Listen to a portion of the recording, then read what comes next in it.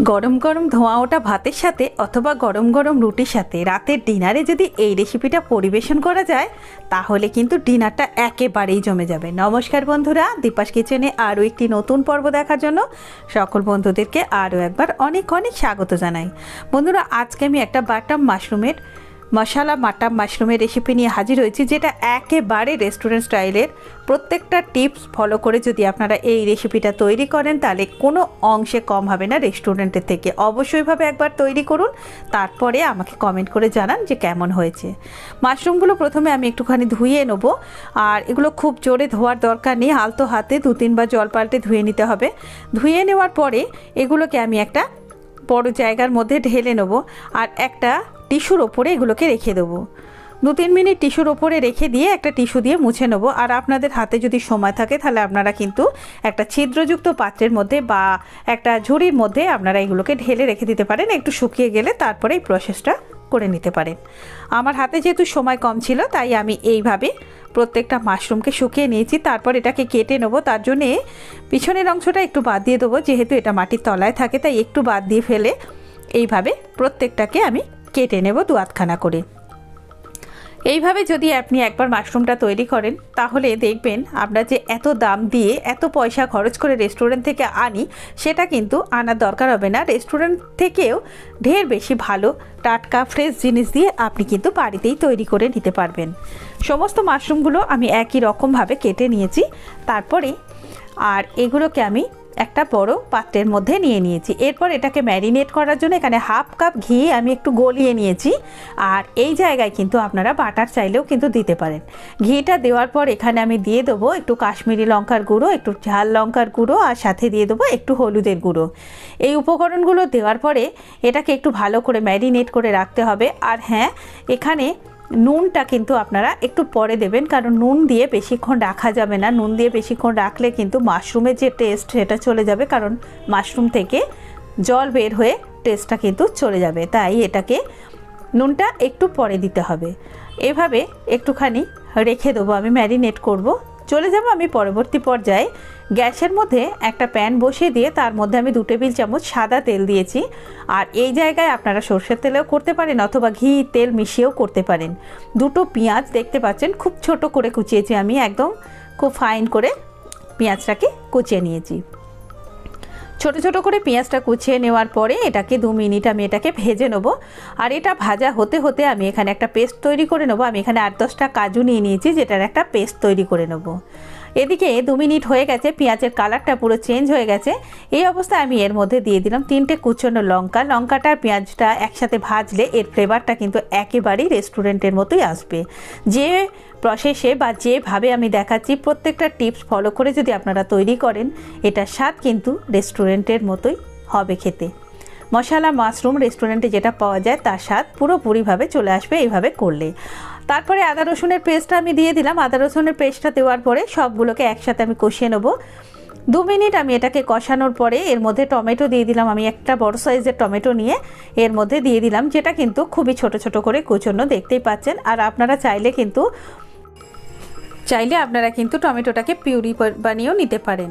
তারপরে আরও 2 মিনিট এটাকে আমি কষিয়ে নেবো। কষানোর পরে এটাকে একটু নরম করার জন্য এরপরে আমরা নুন দিয়ে দেবো। আমি মাশরুমটা ম্যারিনেটের সময় নুনটা দিইনি, এরপরে নুনটা দিয়ে দিলাম, কারণ রান্নাটা অনেকটাই হয়ে গেছে আবার।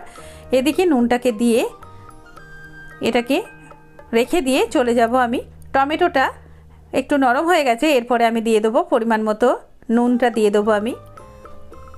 এরপরে আমি মশলা এক এক করে অ্যাড করে দেবো। আমি দিয়ে দিলাম 1/2 চামচ হলুদ গুঁড়ো, 1/2 চা চামচ জিরের গুঁড়ো, দিয়ে দিলাম আমি 1 চা চামচ কাশ্মীরি লঙ্কার গুঁড়ো, আর 1 চা চামচ ঝাল লঙ্কার গুঁড়ো। সবটা দেওয়ার পরে দিয়ে দেবো আমি চিনি, 1 চামচ চিনি। চিনিটা দেওয়ার পরে ভালো করে এটাকে আবারও কষিয়ে নেবো।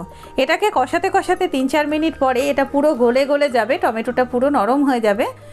দেখুন, এই পর্যায়ে চলে আসার পরে এর মধ্যে আমি একটুখানি মটরশুঁটি অ্যাড করে দেবো। আর এই মটরশুঁটিটা কিন্তু একেবারেই অপশনাল, চাইলে আপনি নাও দিতে পারেন, কিন্তু মটরশুঁটিটা দিলে এর স্বাদটা কিন্তু আরও অনেকটাই বেড়ে যাবে।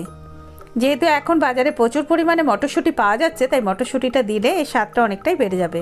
তারপর মটরশুঁটিটা দিয়ে আরও 2 মিনিট কষিয়ে নেবো। আপনারা বুঝতেই পারছেন এটা পুরো মশলাটা কষানো হয়ে গেছে এবং তেলটা পুরোপুরি আলাদা হয়ে গেছে। এই অবস্থায় আমি একটু ধনেপাতা কুচনো দিয়ে আরও খানিকক্ষণ এটাকে কষিয়ে নেবো। খুব ভালো করে যখন কষানো হয়ে যাবে, আমি যে কাজু বাদামের যে পেস্ট তৈরি করে রেখেছিলাম সেই কাজু বাদামের পেস্টটা এবারে আমি এর মধ্যে দিয়ে দেবো। কাজু বাটাটা দিয়ে দেওয়ার পরে একটু ভালো করে কষিয়ে নেবো। আর কষানোর পরে ওই মিক্সিটা ধুয়ে আর একটু জল আমি এর মধ্যে অ্যাড করে দেবো। ব্যাস, জলটা অ্যাড করে দিয়ে আবারও 2 মিনিট আমি এটাকে কষিয়ে নেবো। ভালো রকমভাবে যখন সুন্দর করে কষানো হয়ে যাবে, মশলার গন্ধ চলে খুব সুন্দর একটা গন্ধ বের হবে, তখন আমি এখানে 1 কাপ জল দিয়ে দেবো। খুব বেশি জল দেওয়ার দরকার নেই, যেহেতু এটা গ্রেভিটা একটু ঘন এবং গায়ে গায়ে হবে, তাই বেশি জল দেওয়ার দরকার নেই। এরপর ঢাকা দিয়ে রেখে দেবো 5 মিনিটের জন্য। 5 মিনিট বাদে গ্রেভিটা ফুটে যাবে। 5 মিনিটের পরে ফুটে উঠলে এটাকে ঢাকনাটা খুলে নিয়ে আর একটু ভালো করে এটাকে মিশিয়ে নেবো। পুরো মশলার সাথে সমস্তটা কষে সুন্দরভাবে যখন তৈরি হয়ে যাবে, তখন এর মধ্যে ম্যারিনেট করে রাখা মাশরুমটা দিয়ে দেবো। আগে থেকে মাশরুম কিন্তু সেদ্ধ করার কোনো দরকার নেই। অনেকেই হয়তো আছেন আগে মাশরুমকে ভাপিয়ে নেন বা সেদ্ধ করেন, সেক্ষেত্রে কিন্তু রেস্টুরেন্ট স্টাইলে স্বাদটা পেতে চাইলে সেটা কিন্তু আসবে না। তাই মাশরুমটাকে একদম কাঁচা অবস্থাতেই দিয়ে দিতে হবে। তারপরে ভালো করে এটাকে মিশিয়ে নেবো। ভালোভাবে এটাকে মেশানো হয়ে গেলে এটা সুন্দর করে কষিয়ে নিতে হবে। 2-3 মিনিট এটাকে কষানোর পরে যদি মনে হয়ে থাকে আপনার যে একটু জলের পরিমাণ দিতে হবে, তাহলে জল দিয়ে দেবেন। আর যদি মনে হয় যে না জল দেবো না, তাহলে দেওয়ার দরকার নেই। গ্রেভিটা যদি ঠিকঠাক থাকে, আমি এখানে 1/2 কাপ জল আরও অ্যাড করে দিলাম। তারপর সমস্তটা ভালো করে মিশিয়ে নেবো।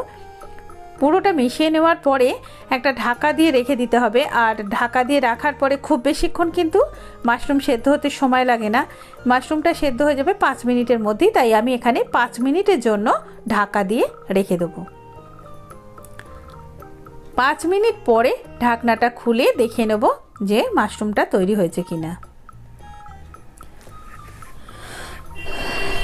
5 মিনিট কিন্তু আমার হয়ে গেছে। দেখুন মাশরুম আমার তৈরি হয়ে গেছে। একেবারেই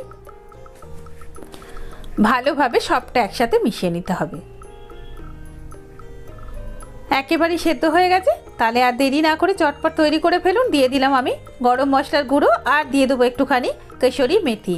গরম মশলার গুঁড়ো আর কেশরি মেথিটা দিয়ে একটু ভালো করে মিশিয়ে নিয়ে ওপর থেকে ধনেপাতা কুচি ছড়িয়ে দিয়ে গরম গরম ভাত রুটির সাথে সার্ভ করে দিলে কেউ বুঝতেও পারবে না যে এটা রেস্টুরেন্ট থেকে আনিয়েছেন নাকি আপনি বাড়িতে তৈরি করেছেন।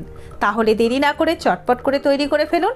ভালো লাগলে লাইক শেয়ার কমেন্ট করার জন্য অনুরোধ করলাম। আর এই ধরনের ভিডিও পেতে চাইলে প্লিজ আমার চ্যানেলটা সাবস্ক্রাইব করে নেওয়ার অনুরোধ রইল। তৈরি করুন, এনজয় করুন বাড়ির সবার সাথে। আর অবশ্যই করে কেমন লাগলো কমেন্ট করে আমাকে জানিয়ে দেবেন। এতক্ষণ আমার সঙ্গে থাকার জন্য অনেক ধন্যবাদ। খুব তাড়াতাড়ি ফিরে আসছি নতুন ভিডিও নিয়ে। ধন্যবাদ।